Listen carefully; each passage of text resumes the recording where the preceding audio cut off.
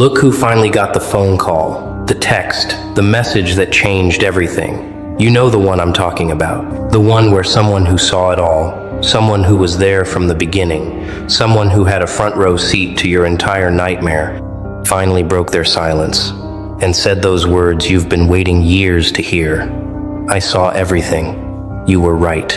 They lied. Before we go further, everything I'm about to tell you is backed by one book that changed the entire game for people like you. Rule of One. The man who governs himself first. If you've never had a manual for your own mind, this is it. Grab it now. Link is in the description. Because what you're about to hear will hit different once you've read it. Not the smile of someone who didn't feel it. Oh, that moment. That beautiful, terrifying, earth-shattering moment when the truth stopped hiding and decided to put on a spotlight instead. Welcome back, or better yet, welcome to the beginning of their end. Because the second that witness opened their mouth, the second that observer decided loyalty to truth mattered more than loyalty to cowards, everything shifted. The ground beneath their lies cracked wide open, and now they're scrambling, hiding, deleting, pretending, rewriting history in real time like their lives depend on it. Because guess what? Their reputations do. For months, maybe years, you stood alone in your truth while they built empires out of fiction. And everyone believed them because they were loud, they were many, they were convincing. And you were just one voice, one story, one perspective they painted as bitter, damaged, delusional. But now there's a second voice, a third voice, a witness who wasn't supposed to talk. And suddenly their castle made of cards is caught in a hurricane, and they can't stop it. They can't control it. They can't manipulate it. Because this time the truth isn't coming from you. It's coming from someone they trusted, someone they thought would stay silent forever, someone who just became their worst nightmare. Let's get something absolutely clear right now. Because this moment, this revelation, this confirmation you've been praying for didn't happen by accident. That witness didn't wake up one random Tuesday and decide to grow a conscience. No, they watched you. They watched you survive what was designed to destroy you. They watched you carry yourself with dignity when they expected you to crumble. They watched you rebuild when they thought you'd stay broken. They watched you refuse to become the monster they tried to turn you into, and something inside them snapped. Maybe it was guilt. Maybe it was respect. Maybe it was the simple, undeniable fact that watching an innocent person suffer while staying silent becomes unbearable after a certain point.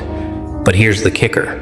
That witness saw everything they did too. Every manipulation, every lie, every coordinated attack, every whispered plan, every fake smile, every public betrayal disguised as concern. They were there when the group chat lit up with your name. They were there when the screenshots were edited. They were there when the narrative was crafted. They were there when your reputation was butchered in private, while they played innocent in public. And they said nothing, nothing, nothing. For so long you probably thought they never would. But silence has a weight. And eventually, that weight becomes too heavy to carry, especially when the person being crushed by lies keeps standing up. Now let's talk about what happened the moment that witness spoke up, because this is where it gets delicious.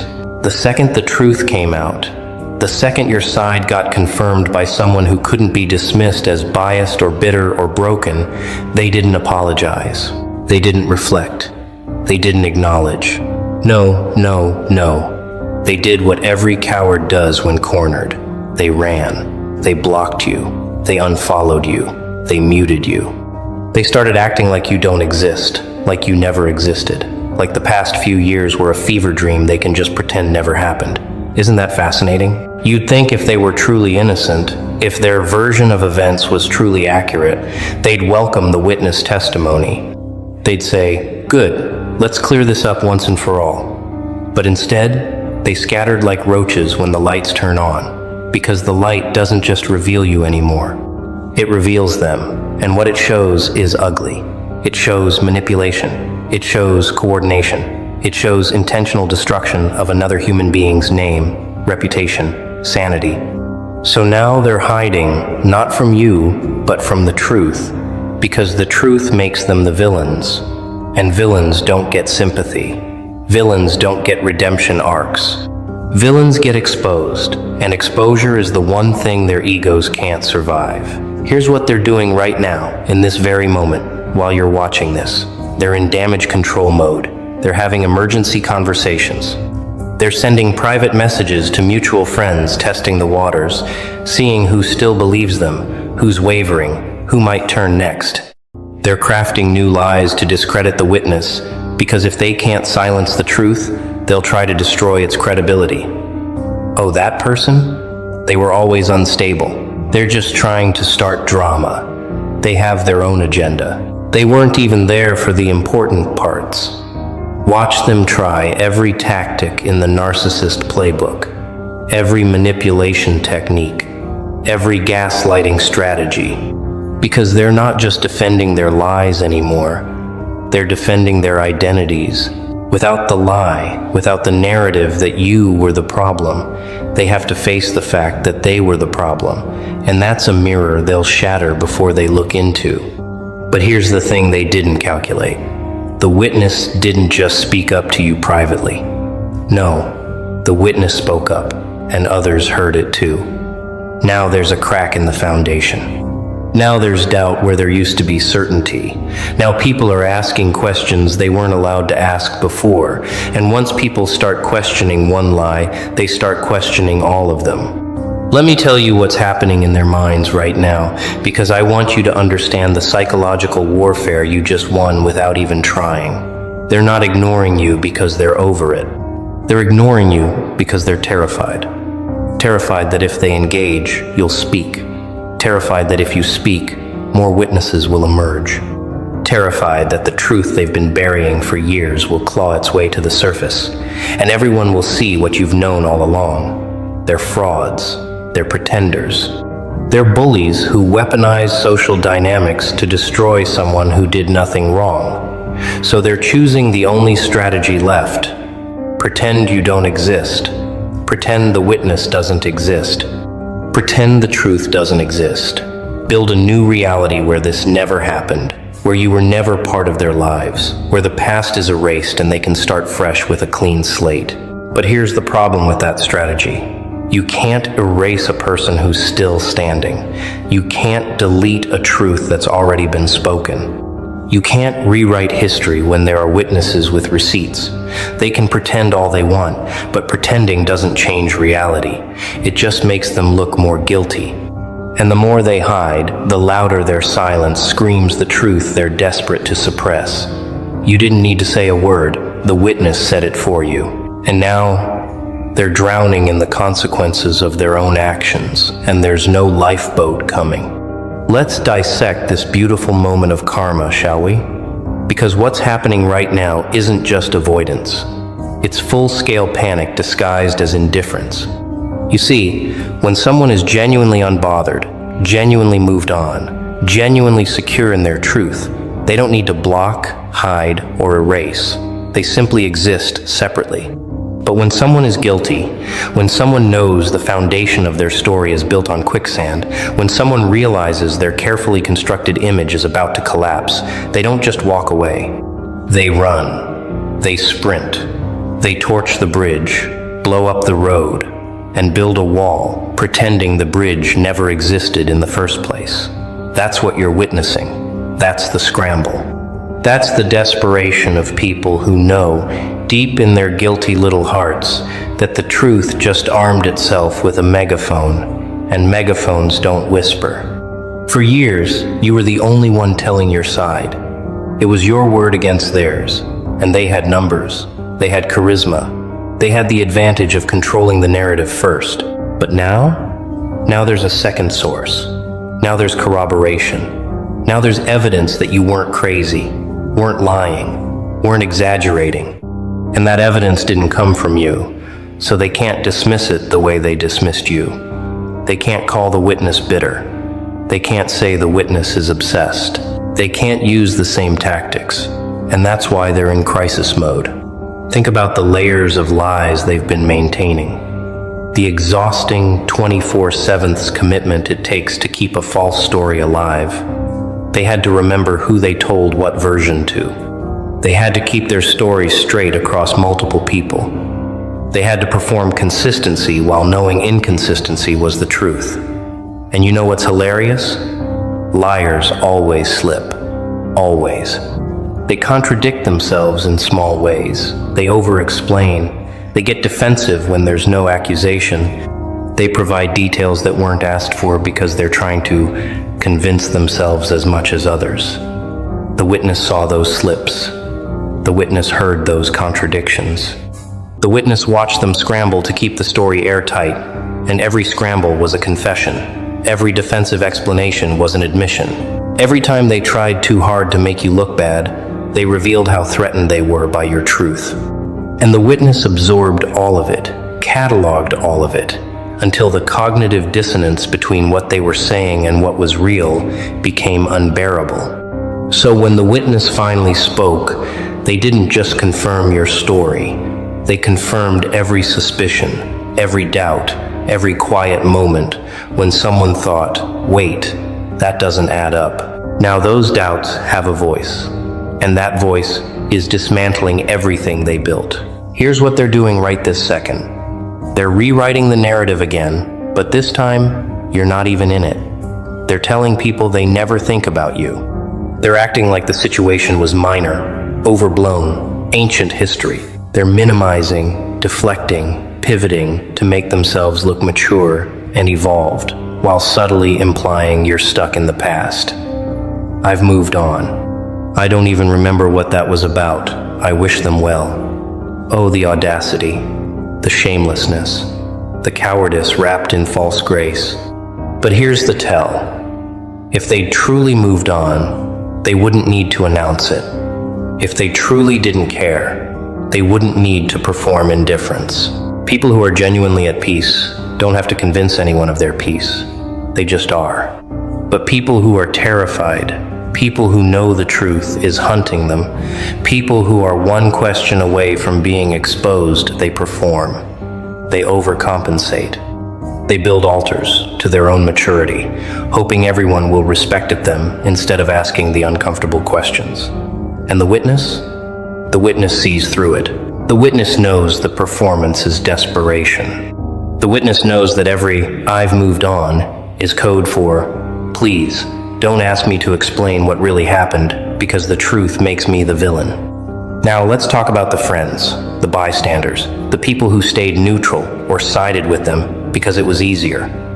Some of them are starting to feel the ground shift. Some of them are starting to realize they backed the wrong horse. Some of them are having private, quiet moments of, oh no, what if we were wrong? What if they were telling the truth? What if we participated in destroying an innocent person? And that realization is its own kind of torture, isn't it? Because if they admit you were right, they have to admit they were complicit. They have to admit they chose comfort over truth, popularity over integrity, the crowd over the individual. And that's a hard pill to swallow. So some will double down. They'll cling to the lie because the alternative is facing their own moral failure. But others will quietly drift away. They won't apologize directly, they won't make grand gestures, but they'll stop engaging with the group that lied. They'll start liking your posts again. They'll send a random, "Hey, how have you been?" as a soft probe to see if reconciliation is possible. They won't call it what it is, guilt and regret, but you'll know. You'll know because their energy changed. You'll know because the witness gave them permission to doubt. And doubt is the first crack in blind loyalty. But let's be clear about something crucial. You don't owe them forgiveness. You don't owe them access. You don't owe them the comfort of absolving their guilt. They stood by while you were crucified. They laughed at the jokes made at your expense.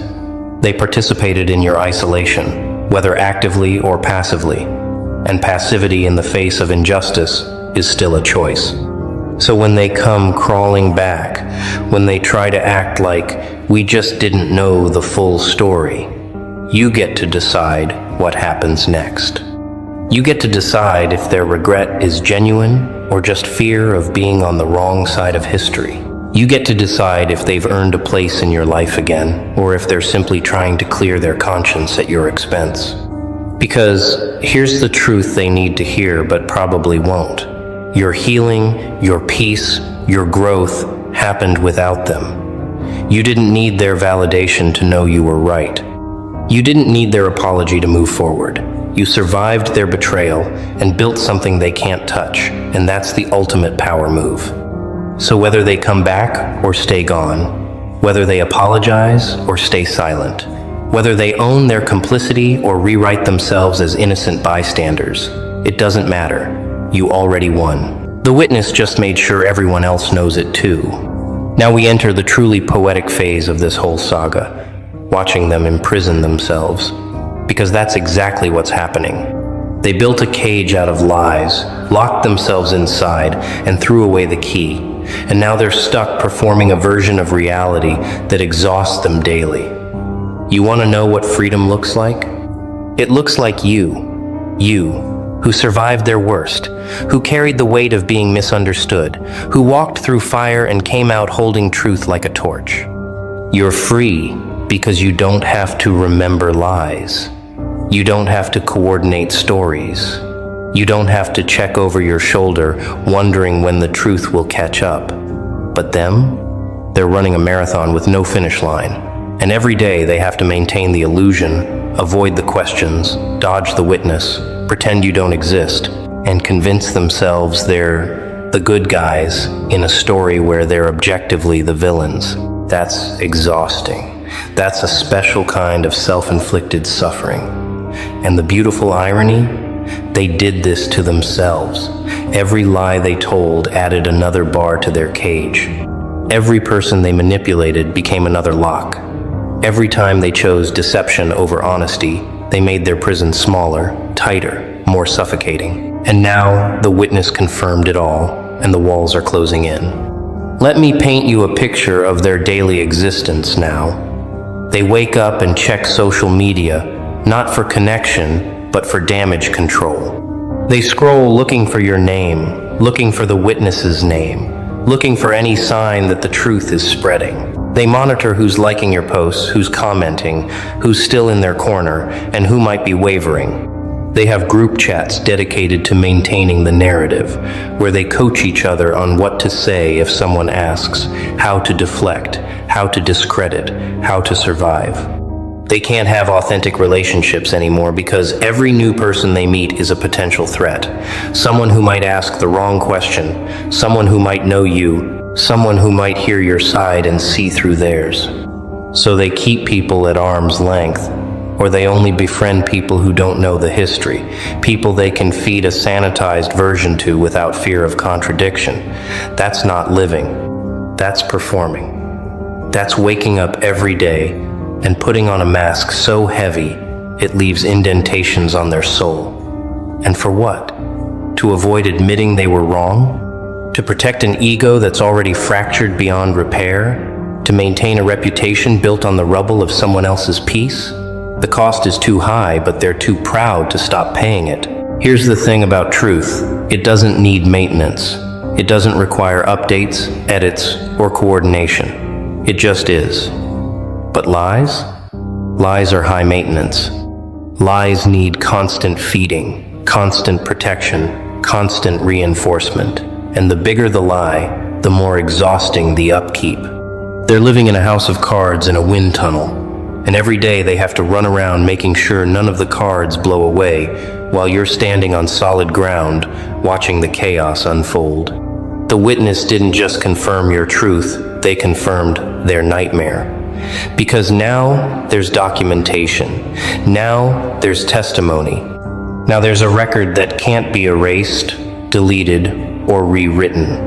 And that record will outlive their denials. It'll outlive their blocks. It'll outlive their pretending. Years from now, when someone new enters their circle and asks, "Hey, what happened with that situation I heard about?" the witness's words will resurface. The truth will resurface. And they'll have to relive this panic all over again, or finally admit defeat and own what they did. But we both know which one they'll choose, don't we? They'll choose the lie. They'll choose the performance. They'll choose the exhausting, soul-draining, sanity-eroding path of pretending. Because the alternative, the truth, the accountability, requires something they don't have: courage. Let's talk about what they lost in all this, because I want you to understand the true cost of their choices. They didn't just lose you. They lost the version of themselves that could have been decent. They lost the opportunity to grow, to learn, to become better humans. They lost the chance to look in the mirror and see someone honorable. Instead, they see someone who destroyed an innocent person to protect their own image. And that image? It's crumbling anyway. They lost trust, even from their own circle, because anyone with half a brain can see through the inconsistencies. They lost peace, because peace doesn't coexist with guilt. They lost authenticity, because they can't be real with anyone when their entire existence is a performance. And most devastatingly, they lost the ability to connect deeply with others, because deep connection requires vulnerability, and vulnerability requires truth, and truth is the one thing they can't afford. So they're surrounded by people but utterly alone. They're popular but profoundly empty. They're smiling but secretly screaming. And that isolation, that self-imposed exile from authenticity, that's a punishment more brutal than anything you could have inflicted. You didn't have to destroy them. They destroyed themselves. You just survived long enough to watch it happen. And now that the witness spoke, they're facing a new level of hell, the fear that more will come forward. Because witnesses rarely travel alone. If one person saw everything and finally spoke, chances are others saw it too. Others who stayed quiet out of fear, out of loyalty, out of not wanting to get involved.